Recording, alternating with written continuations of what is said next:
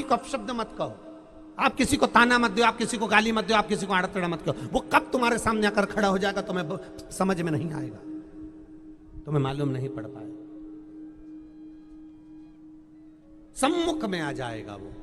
तो मिट्टी, मानव और मंत्र छोटे नहीं होते, ये कभी भी सम्मुख में आकर खड़े हो सकते हैं।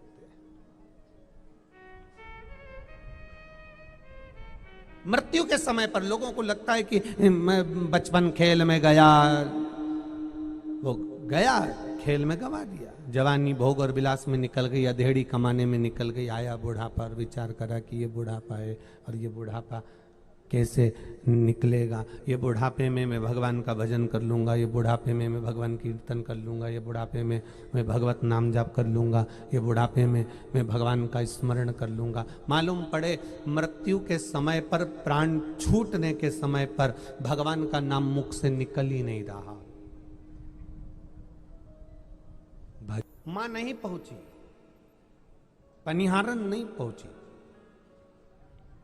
जब पनिहारन नहीं पहुंची तो शंकर भगवान ने पार्वती जी को गए। माता पार्वती जी गई, पनिहारन का रूप रखकर मां जगतजननी जी गई। हर भोजन साथ में, माता पार्वती पनिहारन का रूप लेकर, भोजन साथ में लेकर, हर लो भोजन, हर को बिठाकर जैसे ही भोजन कराने लगी तो हर ने माता का हाथ पकड़ लिया और हाथ पकड़कर कहा, मां तू तो रोज भोजन लाती थी और देवाधिदेव महादेव को भोग लगाती थी, इसके बाद मुझे खिलाती थी, आज तो तू सीधे मुझे भोजन करा रही है। पार्वती जी के मुख से निकल गया, उनको तो मैंने भोजन करा दिया। जो पार्वती जी के मुख से निकला, हर ने, बच्चा तो बच्चा होता है, दादा दादी के मुख से, माता पिता के मुख से कोई शब्द सुन लेता है तो पकड़ लेता है, बच्चे की आदत रहती है। कोई शब्द बच्चे ने अगर सुना तो वो पकड़ा। एक बच्चा अपनी दादी के पास जाकर बैठकर बोला, ओ दादी, ओ दादी। दादी बोली क्या है? एक बार टें बोलना, टें। दादी बोली ये टें क्या होता है? दादी प्लीज तू एक बार पहले टें बोल, ऐसा बोल टें। दादी बोली मैं नहीं बोलूंगी, पहले बता तू टें क्यों खिलवा रहा है। नहीं दादी तू टें तो बोल। दादी ने मना कर दिया। दादी ने पांच रुपए निकाल कर बच्चे को दिया, ले टॉफी खा लेना, अब बता मुझे कि तू टें क्यों बुलवा रहा है। दादी रात को मम्मी पापा पलंग पे बैठ के बात कर रहे थे, जब बुढ़िया टें बोल जाएगी तो सारी इजाजत अपनी हो जाएगी। देपालपुर वालों तुम ध्यान रखना, तुम मत बोल देना रे। बच्चे जो सुन लेते हैं उसको पकड़ लेते हैं, वो छोड़ते नहीं है बच्चे। और बच्चे जब छोड़ते नहीं उस बात को, पकड़ कर रख लेते हैं, बच्चे पकड़ते हैं।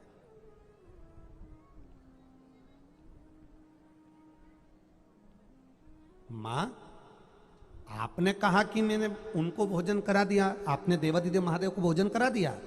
हाँ करा दिया। मां, आपने भोजन करा दिया। हाँ तो आप तो अभी मंदिर आई हो, फिर आपने भोजन कब करा दिया? इनका पत्र लेकर दे दो बाबू, पत्र ले लो उनका और लाके दे दीजिए। भोजन करा दिया। हाँ तो भोजन, मां शिव मंदिर तो ये है, फिर तूने कहां भोजन करा दिया? पार्वती जी के मुख से निकल गया, मैंने तो भोजन करा दिया। अब पार्वती जी का हाथ पकड़ा, मां नहीं, पहले तू बता तूने देवाधिदेव महादेव को कहां भोजन कराया? तब शिव जी ऊपर से देख रहे थे, मां नीचे भोजन प्रेमवश हाथ को बालक हर पकड़ा हुआ है। मां तूने ये बता कि भोजन कब कराया?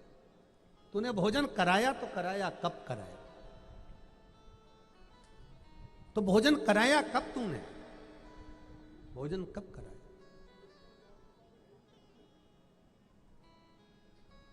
आखिर तूने भोजन कब कराया मां, ये बता। माँ कहती है मैंने भोजन करा दिया। माँ अब तो तू जब तक देव अधिदेव महादेव से नहीं खिलवाती कि उसने भोजन कर लिया तब तक मैं भोजन नहीं करूंगा। हर ने संकल्प ले लिया, दृढ़ संकल्प हर ने ले लिया।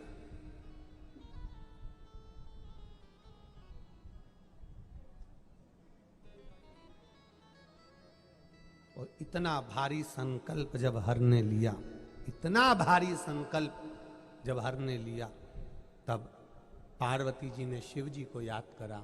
भगवान देवाधिदेव महादेव सामने शिवलिंग के प्रकट हो गए और शिव पार्वती ने आकर स्वयं हर को भोजन करा। एक संकल्प हम अपने जीवन में लेते हैं, एक संकल्प हम अपने जीवन में उतारते हैं, एक संकल्प हम अपने जीवन में लेते हैं, और वो संकल्प जब हम हमारे जीवन में लेते हैं तब उसको निभाने वाला कोई दूसरा नहीं रहता, उसको निभाने वाला स्वयं देवाधिदेव महादेव होता है, कोई दूसरा नहीं निभा सकता।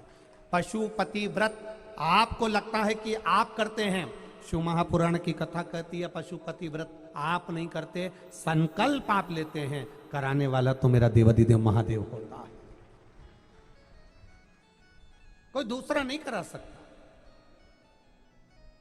एक पत्र है देखिए,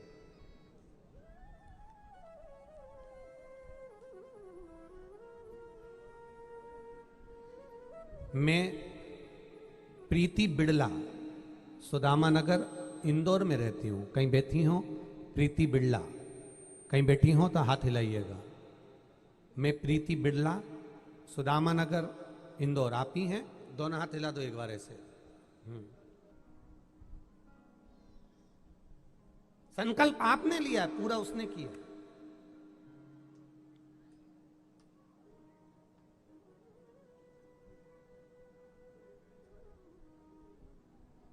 महाराज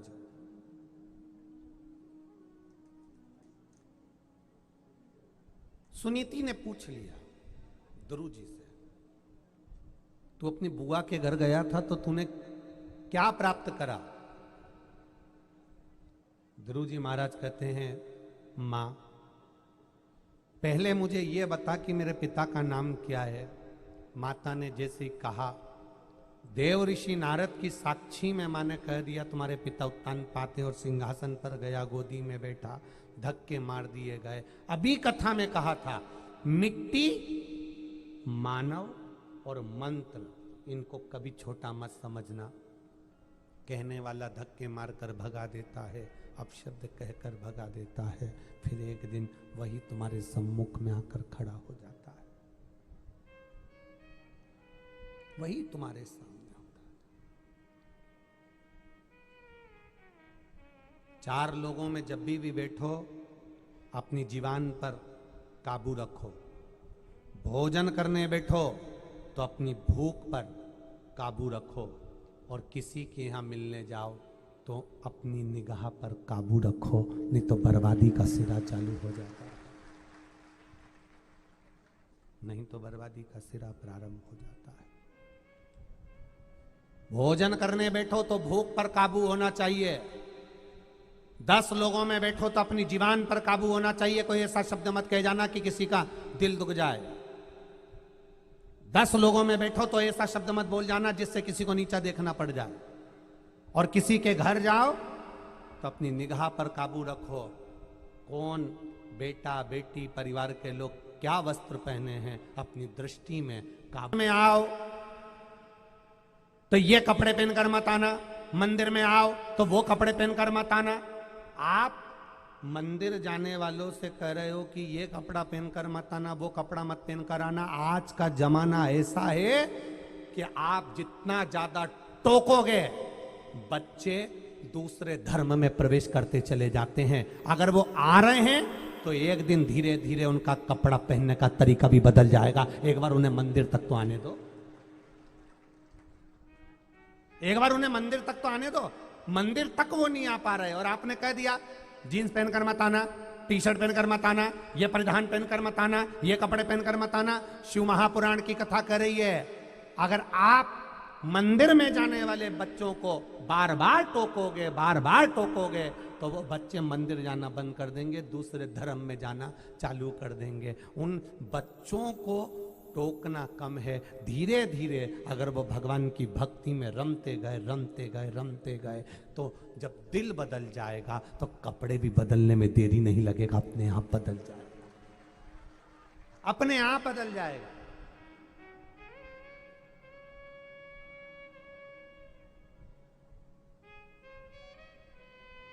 आज कोई कह रहा था कि हमारे उधर एक मंदिर है, वहां पर उन्होंने हमें बहुत टोकते हैं कि तुम ऐसे कपड़े पहन के मंदिर मत आया करो, तुम स्कूल की ड्रेस में मंदिर मत आया करो, तो तुम ऐसे मंदिर मत आया करो। हमारा निवेदन है,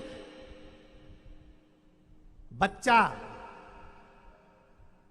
गटर में गिरता है, कीचड़ में गिरता है, गंदगी में गिरता है, उस बच्चे को पड़ोसी और दुनिया के लोग निकाल कर बाहर कर देंगे और उस बच्चे को कोई गले से नहीं लगाएगा, क्योंकि वो गंदगी में लगा हुआ है, उसमें मल लगा हुआ है, उसमें गंदगी लगी है, उसमें कीचड़ लगा है। बच्चा कितने भी खड्डे में गिर जाए, गंदगी में गिर जाए, बच्चा कितना भी गंदा हो जाए, उसको दुनिया का कोई व्यक्ति अपने कलेजे से नहीं लगाएगा। सगे रिश्तेदार भी उसको अच्छे कपड़े पहनने वाले भी अपने कपड़े से नहीं चिपकाएंगे। पर माँ और बाप एक ऐसा होता है, अपने कपड़े नहीं देखता, बच्चा कितना भी गंदा हो गया हो उसको गले से लगा ही लेता है, वो माँ बाप होते हैं।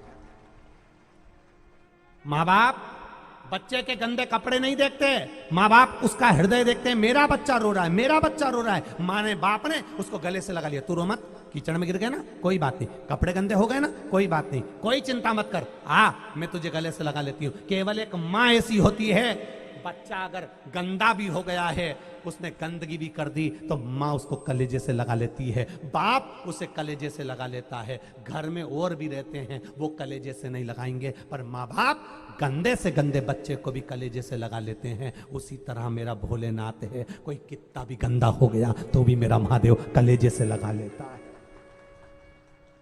काम में डूब गए, आसक्ति में डूब गए, लोभ में डूब गए, वासना में डूब गए, तृष्णा में डूब गए, अहंकार में डूब गए, आप कितने भी गंदे हो गए हो तो भी मेरा महादेव, मंदिर में निवास करने वाला मेरा शिव आपको गले लगाना जानता है। मेरा शंकर मतलब नहीं है, मेरे महादेव को कलेजे से मतलब है। तुम्हारा दिल कैसा है, हृदय कैसा है, चित्त कैसा है, वृत्ति कैसी है, मेरे महादेव को तुम्हारे मन से मतलब है।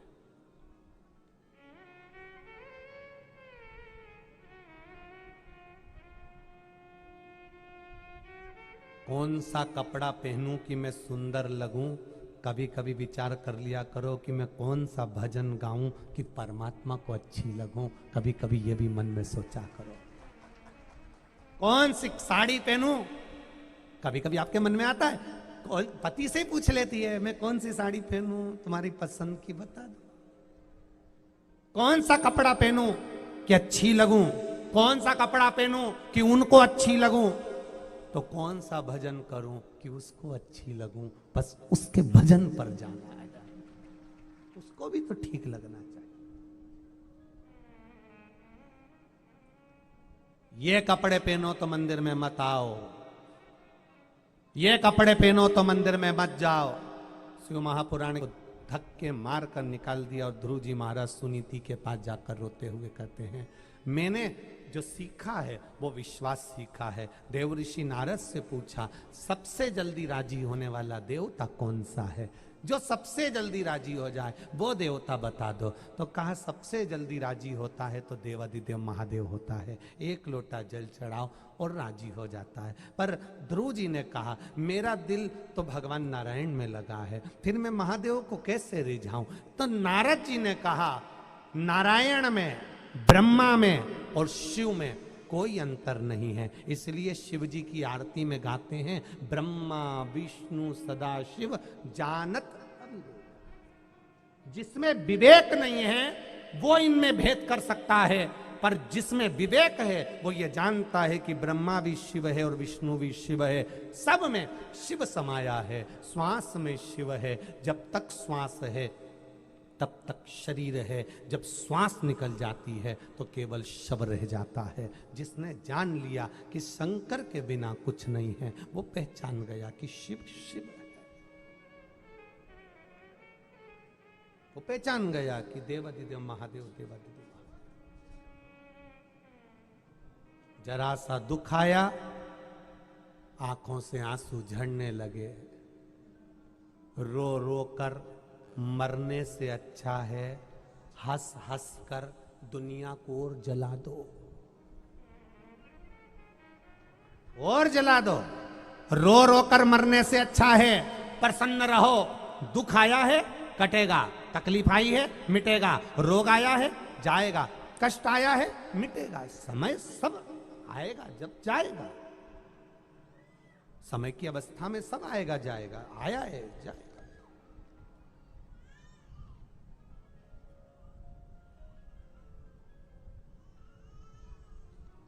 समय की अवस्था में सब आता जाता है, समय की अवस्था।